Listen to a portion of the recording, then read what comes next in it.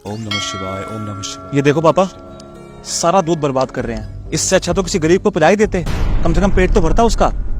पता नहीं अंधविश्वास कब खत्म होगा लोगों का।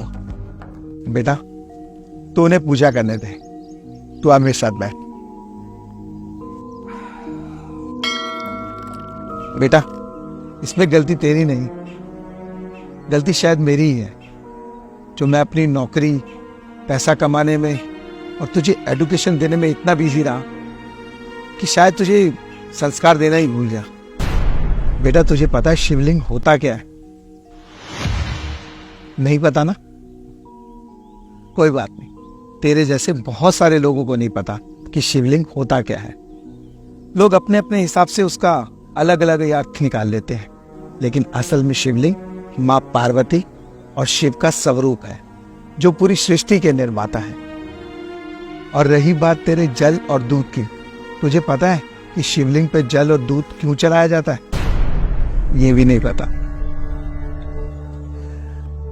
समुद्र मंथन के वक्त समुद्र में से बहुत सारा विष निकला और सृष्टि को बचाने के लिए भगवान शिव जी ने उसे धारण कर लिया, जिसकी वजह से उनका कंठ पूरा नीला पड़ गया और उनके शरीर में बहुत जलन होने लगी।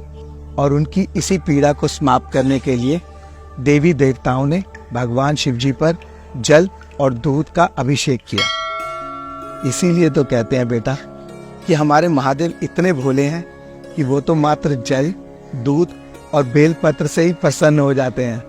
बेटा महादेव का अभिषेक करने के लिए जल में दूध का अंश भर ही काफी होता है। और रही बात तेरे दूध वेस्टेज की बेटा, तो वेस्टेज तो लोग भी बहुत सारी करते हैं। वो महंगे महंगे रेस्टोरेंट में जाते हैं लेकिन खाना छोड़ के आ जाते हैं। आप लोग बर्थडे बनाते हो, केक लाते हो खाने के लिए, लेकिन उसे मुंह पे मल देते हो। अगर यही खाना और केक आप किसी गरीब को दे दो तो उसका 2 वक्त का पेट भर जाएगा। बेटा मुझे एक बात बता, आज तो 25 साल का हो गया है, तूने आज तक कितनों को दूध और खाना खिलाया? बता बता, किसी को भी नहीं ना। जब भगवान को जल चढ़ाने या दूध चढ़ाने की बारी आती है तभी हमें वेस्टेज और समाज सेवा याद आती है। बेटा मैं नहीं कहता कि मॉडर्न मत बनो, लेकिन अपने संस्कारों को हमेशा साथ लेके चलो। मैं तो तुझे ये बात बताना भूल गया, लेकिन तू ये बात अपने बच्चों को बताना मत भूलना, समझा? हाँ पापा। चल आज के लिए बहुत है, पूजा करने चले। नमस्कार भाई साहब। नमस्कार। आपने अपने बच्चे को बहुत अच्छे संस्कार दिए। अरे बहुत बहुत धन्यवाद। बाय बाय बेटा। अंकल हर हर महादेव।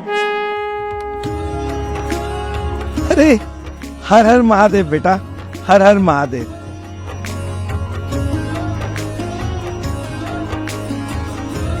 माता पिता की जिम्मेदारी बनती है कि वो बच्चों के साथ धर्म की शिक्षा जरूर बांटें।